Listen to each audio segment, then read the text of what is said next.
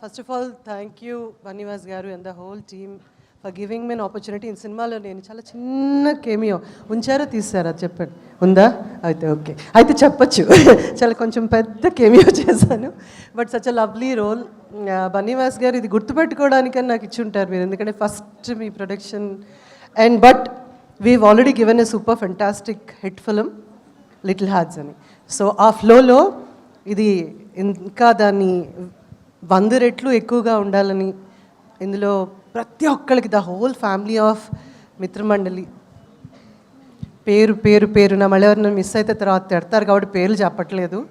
But thank you so very much and appreciate Suma and every one for giving me an opportunity to say a few words. కానీ cinema మాత్రం ఆ పాట కా చాలా super hit అయిపోతున్నట్టుంది. అందులో కాచాయని ఇప్పుడు కత్తెందుకో జానకి ఏం చేద్దామని చంపేస్తారా ఏంటి? పాట విని విని చెవులు అరిగిపోయేలా చేస్తారా?